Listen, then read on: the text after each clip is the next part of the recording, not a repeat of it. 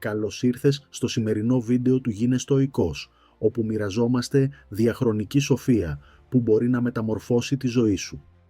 Έχεις νιώσει ποτέ παγιδευμένος, σαν η ζωή σου να έχει σταματήσει?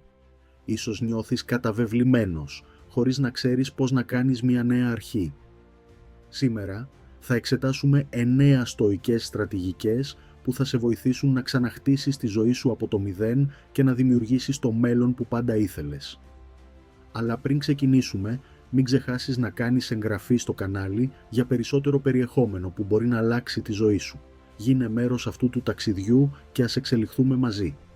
Ο Μάρκος Αβρίλιος είπε κάποτε: «Έχεις εξουσία πάνω στο νου σου, όχι στα εξωτερικά γεγονότα. Αν το καταλάβεις αυτό, θα βρεις τη δύναμη. Μία νέα αρχή δεν σημαίνει να αλλάξεις τις εξωτερικές συνθήκες της ζωής σου, αλλά να κυριαρχήσεις στον εσωτερικό σου κόσμο». Σήμερα σου υπόσχομαι ότι μέχρι το τέλος αυτού του βίντεο θα έχεις τα εργαλεία για να επαναπρογραμματίσεις τη σκέψη σου και να κάνεις τα πρώτα βήματα προς ένα καλύτερο μέλλον. Ας ξεκινήσουμε με τις 9 στρατηγικές. Στρατηγική 1. Αποδέξου πλήρως το παρόν. Το πρώτο βήμα για να κάνεις μια νέα αρχή είναι να αποδεχτείς πλήρως την παρούσα κατάστασή σου. Ο Επίκτητος μας υπενθυμίζει: δεν είναι αυτό που σου συμβαίνει που έχει σημασία, αλλά το πώς αντιδράς σε αυτό.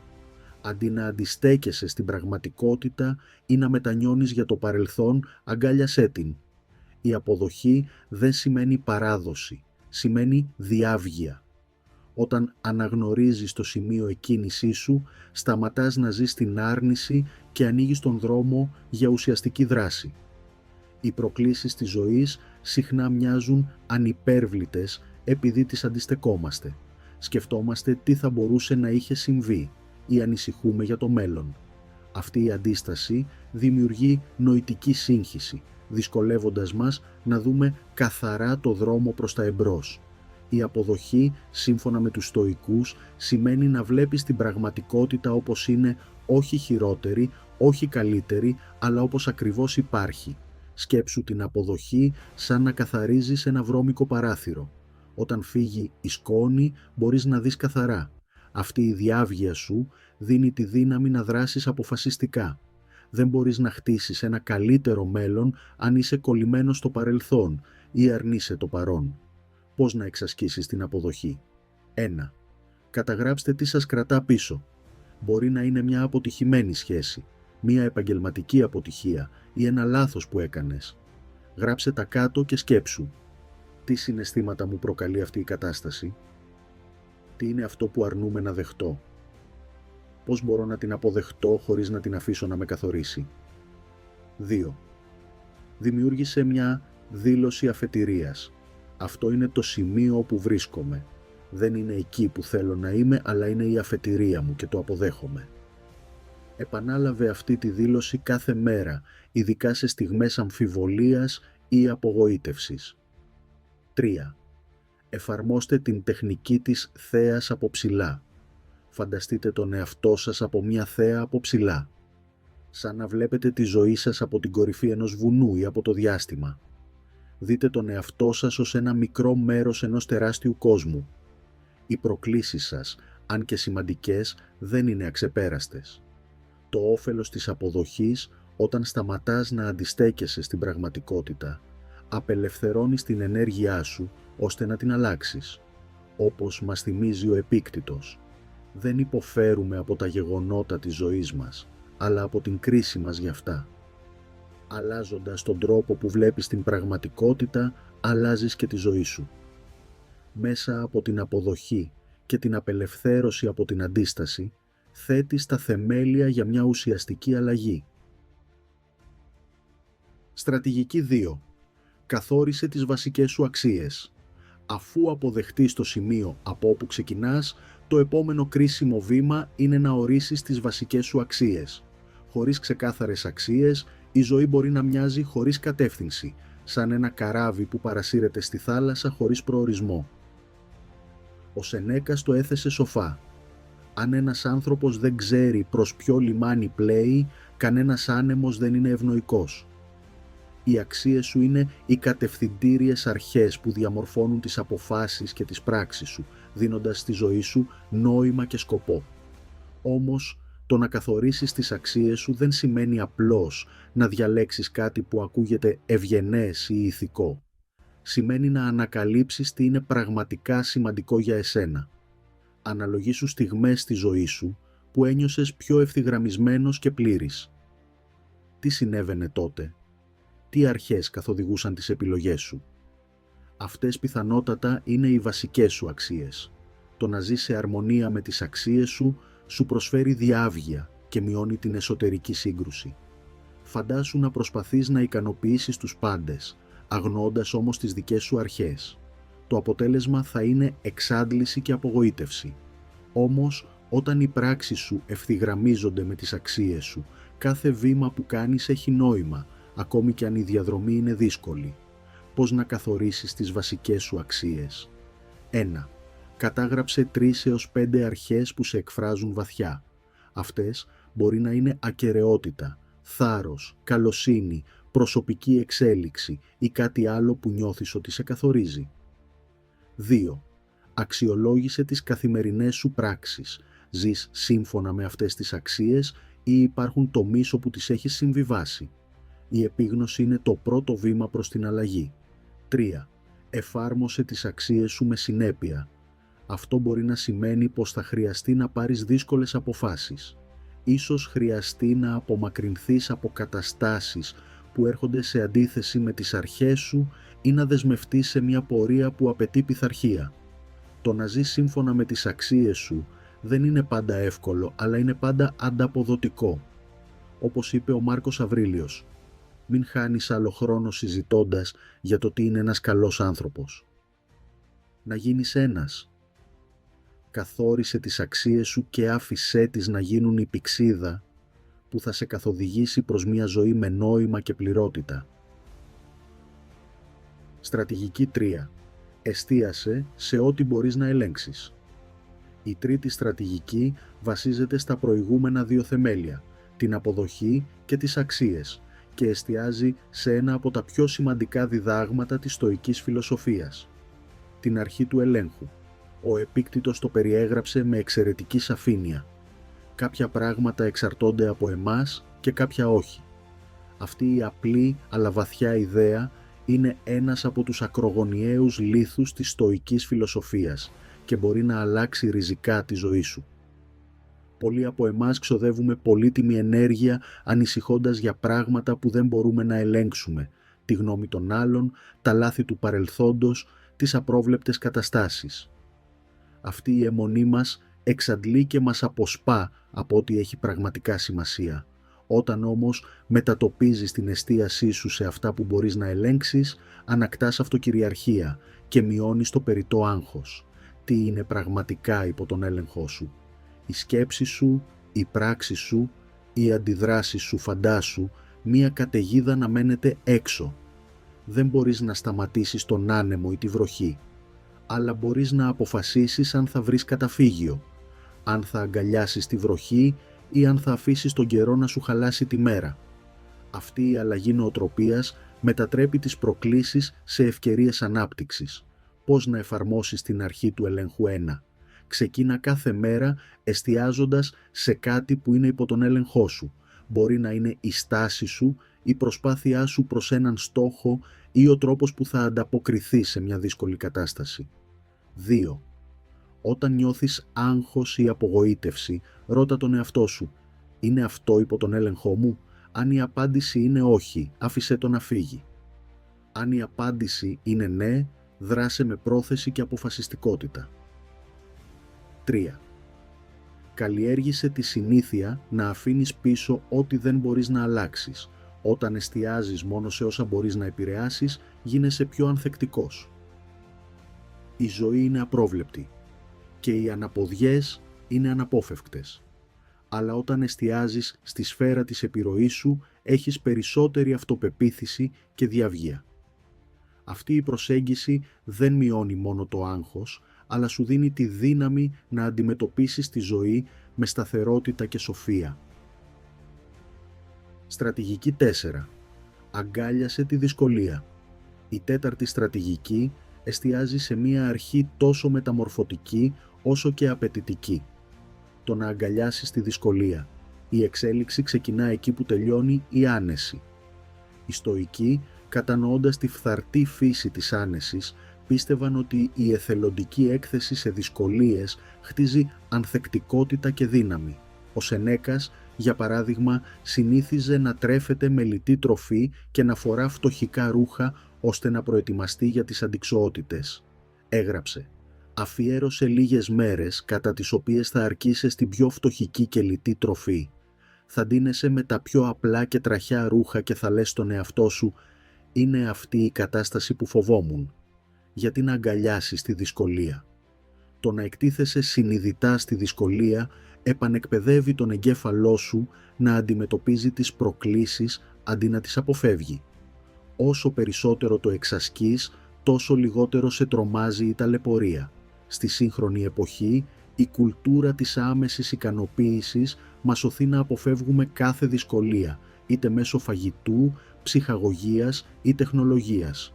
Όμως, κάθε φορά που αποφεύγουμε τη δυσκολία, χάνουμε μια ευκαιρία να γίνουμε πιο δυνατοί. Για παράδειγμα, το να μην πας στο γυμναστήριο επειδή δεν έχεις διάθεση μπορεί να φαίνεται ασήμαντο εκείνη τη στιγμή, αλλά μακροπρόθεσμα αποδυναμώνει την πειθαρχία σου. Αντίθετα, το να ξεπεράσεις τη δυσκολία και να επιμείνεις χτίζει χαρακτήρα και αυτοκυριαρχία. Πώς να εφαρμόσεις τη στρατηγική της δυσκολίας? 1. Βάλε μικρές, ελεγχόμενες προκλήσεις στην καθημερινότητά σου. Κάνε κρυαντούς.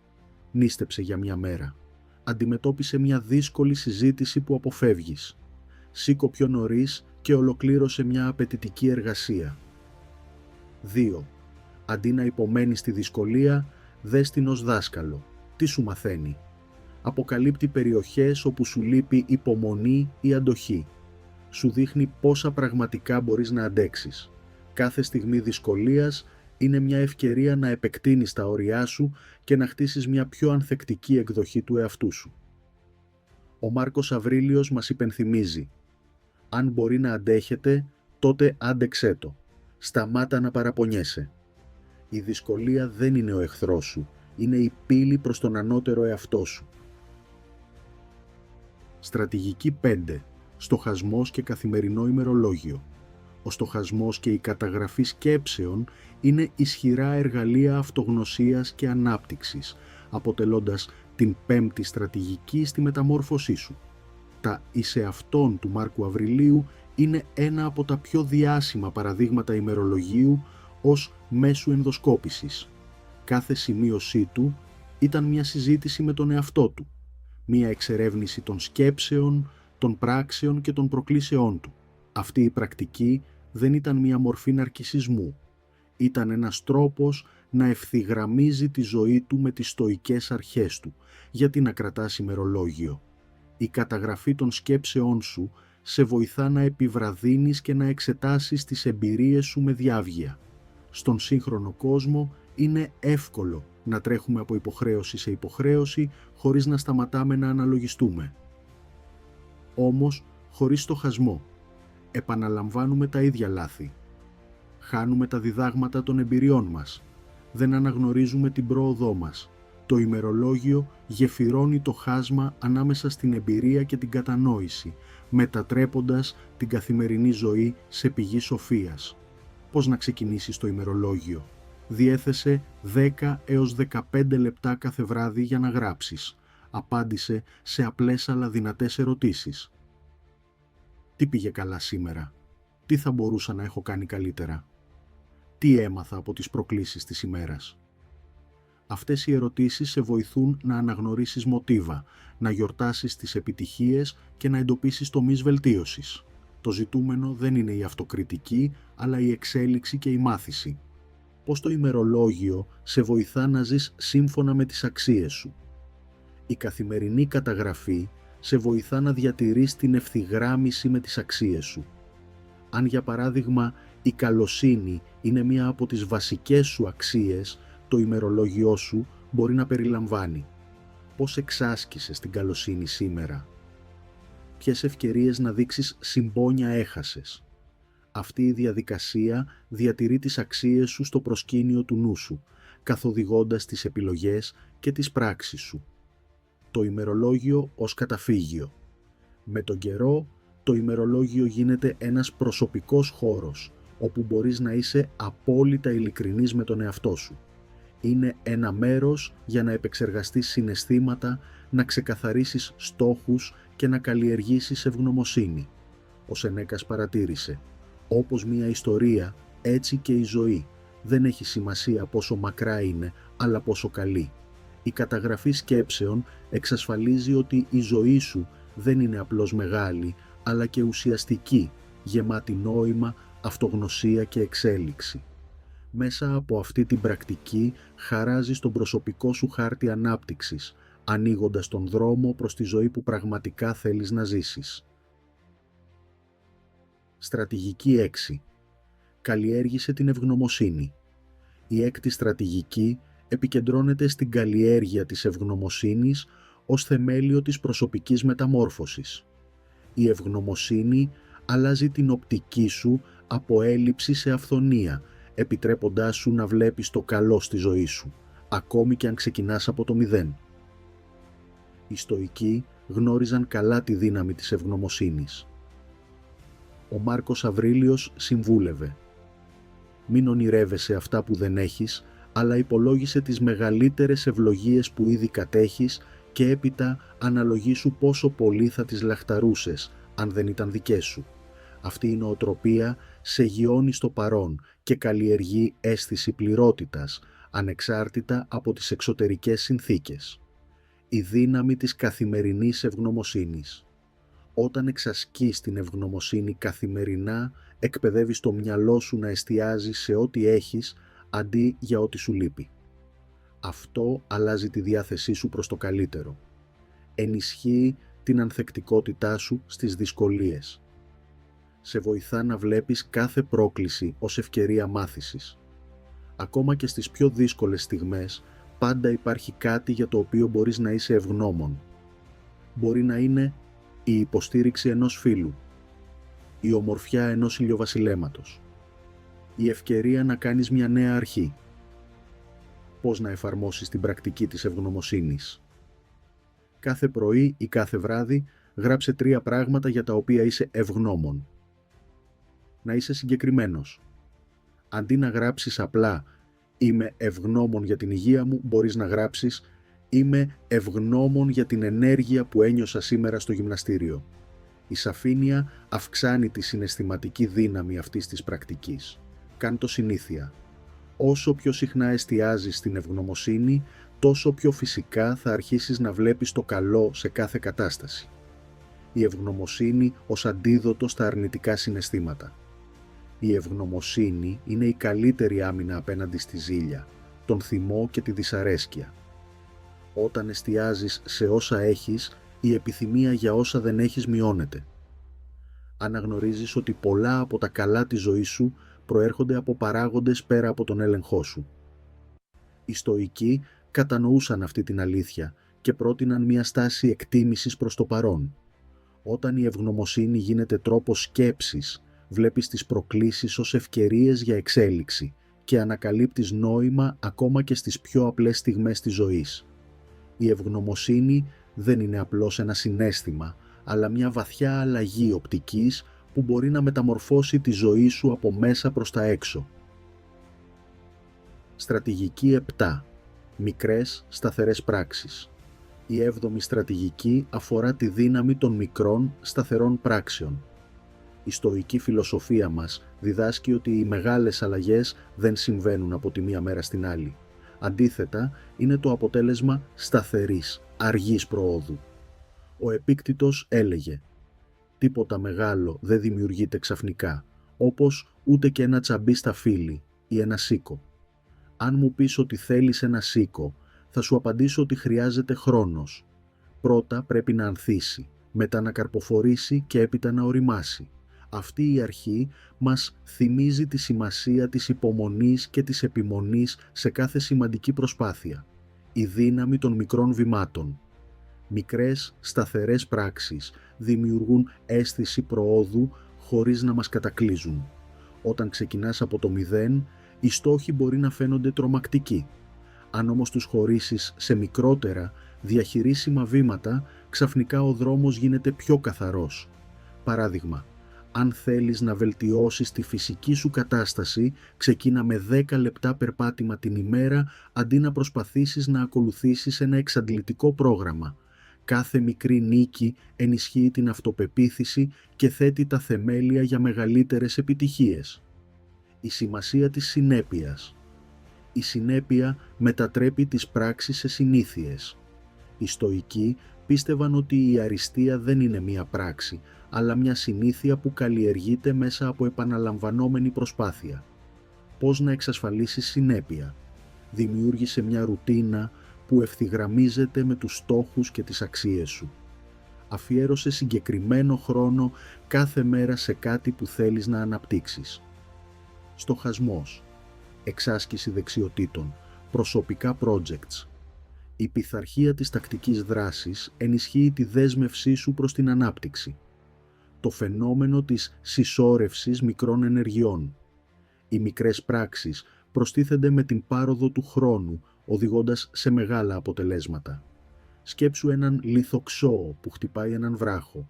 Τα πρώτα χτυπήματα φαίνονται μάταια, αλλά με επιμονή ο βράχος τελικά σπάει.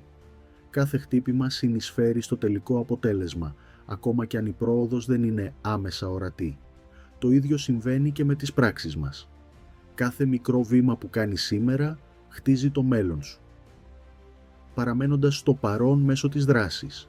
Όταν εστιάζεις στο τι μπορείς να κάνεις σήμερα, μένεις γειωμένος στο παρόν. Αυτό μειώνει το άγχος που προέρχεται από την ανησυχία για το μέλλον ή τη λύπη για το παρελθόν. Ο Μάρκος Αβρίλιος μας θυμίζει να εκτελείς κάθε πράξη της ζωής σου σαν να ήταν η τελευταία σου. Αυτό δεν σημαίνει βιασύνη ή πίεση, αλλά να δίνεις την καλύτερη εκδοχή του εαυτού σου σε κάθε στιγμή. Χτίζοντας έναν ανθεκτικό χαρακτήρα, η πρόοδος δεν είναι αγώνας ταχύτητας, αλλά ταξίδι. Γιόρτασε κάθε μικρό βήμα μπροστά και εμπιστεύσου ότι το μονοπάτι που δημιουργείς θα σε οδηγήσει στη ζωή που επιθυμείς. Στρατηγική 8. Περιβάλλεσαι από τους σωστούς ανθρώπους. Η 8η στρατηγική αναδεικνύει τη δύναμη του κοινωνικού σου περιβάλλοντος στη διαμόρφωση της πορείας σου. Οι Στοικοί αναγνώριζαν ότι οι άνθρωποι με τους οποίους συναναστρέφεσαι έχουν βαθιά επίδραση στις σκέψεις, τις συμπεριφορές και τελικά στην επιτυχία σου. Ο Σενέκας το εξέφρασε σοφά. Να συναναστρέφεσαι με εκείνους που θα σε κάνουν καλύτερο και να καλωσορίζεις όσους μπορείς να βελτιώσεις. Η διαδικασία είναι αμοιβαία, καθώς οι άνθρωποι μαθαίνουν καθώς διδάσκουν. Αυτή η αμοιβαία εξέλιξη είναι η βάση των ουσιαστικών σχέσεων. Η σημασία της αξιολόγησης του κοινωνικού σου κύκλου. Όταν ξεκινάς από το 0, είναι κρίσιμο να αξιολογήσεις τις σχέσεις σου και να βεβαιωθείς ότι ευθυγραμμίζονται με τους στόχους και τις αξίες σου. Τοξικές ή αρνητικές επιρροές μπορούν να σου απορροφήσουν ενέργεια και να ανακόψουν την πρόοδό σου. Υποστηρικτικοί και εμπνευσμένοι άνθρωποι μπορούν να σε οθήσουν προς την αριστεία. Αναρωτήσου, υπάρχουν άνθρωποι που σε εμπνέουν και σε ενθαρρύνουν να εξελιχθείς. Υπάρχουν σχέσεις που σε κάνουν να νιώθεις εξαντλημένος ή να αμφιβάλλεις για τον εαυτό σου. Πώς να δημιουργήσεις ένα περιβάλλον ανάπτυξης? Βρες ανθρώπους με κοινές αξίες και φιλοδοξίες. Συμμετοχή σε ομάδες ή κοινότητες που σχετίζονται με τους στόχους σου. Αναζήτηση μέντορων και ατόμων που έχουν πετύχει όσα επιδιώκεις. Δώσε πίσω, να είσαι πηγή θετικότητας. Οι Στοικοί τόνιζαν την αλληλεξάρτηση της ανθρωπότητας. Μοιράσου γνώση, βοήθησε τους άλλους και δημιούργησε έναν κύκλο αμοιβαίας ανάπτυξης. Θέσε όρια στις αρνητικές σχέσεις. Δεν χρειάζεται να αποκόψεις τους ανθρώπους, αλλά να προστατεύσεις την ενέργεια και την ψυχική σου ισορροπία. Εστίασε στις σχέσεις που προσθέτουν αξία στη ζωή σου. Όπως είπε ο Επίκτητος, όποιος συναναστρέφεται με σοφούς θα γίνει σοφός. Στρατηγική 9. Καλλιέργησε ένα όραμα για το μέλλον. Η ένατη και τελευταία στρατηγική εστιάζει στη δημιουργία ενός ισχυρού οράματος για το μέλλον σου. Χωρίς ξεκάθαρη κατεύθυνση, είναι εύκολο να χαθείς ή να αισθανθείς ότι δεν έχεις σκοπό. Οι Στοικοί έδιναν μεγάλη σημασία στη ζωή με νόημα, με τον Επίκτητο να επισημαίνει «Πρώτα πες στον εαυτό σου τι θέλεις να γίνεις και μετά κάνε ό,τι χρειάζεται για να το πετύχεις». Η δύναμη ενός οράματος σε βοηθά να παραμείνεις συγκεντρωμένος, ακόμα και όταν αντιμετωπίζεις δυσκολίες. Δημιουργεί κίνητρο και ξεκαθαρίζει τις προτεραιότητές σου. Για να δημιουργήσεις το όραμά σου, αναρωτήσου: τι έχει πραγματικά σημασία για εμένα? Τι είδους άνθρωπος θέλω να γίνω? Ποια κληρονομιά θέλω να αφήσω πίσω μου? Πώς να μετατρέψεις το όραμα σε πράξη? Διέρεσέ το σε μικρότερα, εφικτά βήματα.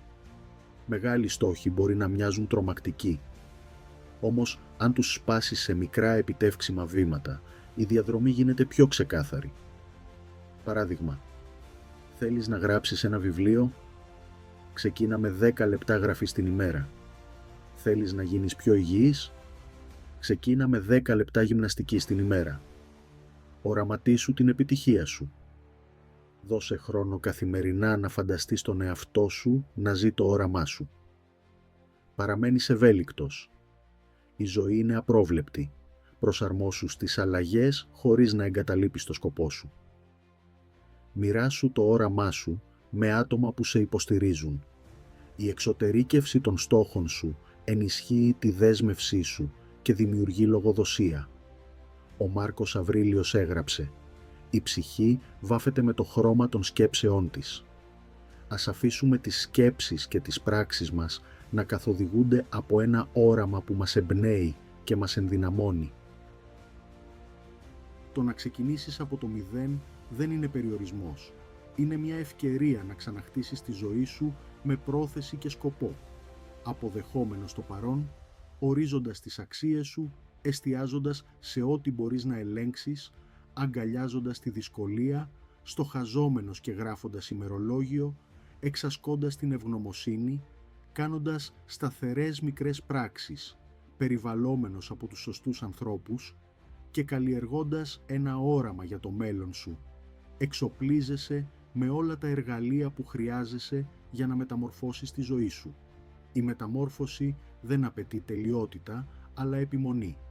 Κάθε μικρό βήμα σε φέρνει πιο κοντά στο άτομο που επιθυμείς να γίνεις. Αν βρήκες αξία σε αυτόν τον οδηγό, κάνε εγγραφή στο κανάλι «Γίνε Στοικός» και γίνε μέλος της κοινότητάς μας. Γράψε στα σχόλια ποια στρατηγική σε εμπνέει περισσότερο. Ας εμπνεύσουμε και ας ενδυναμώσουμε ο ένας τον άλλο σε αυτό το ταξίδι εξέλιξης. Strong.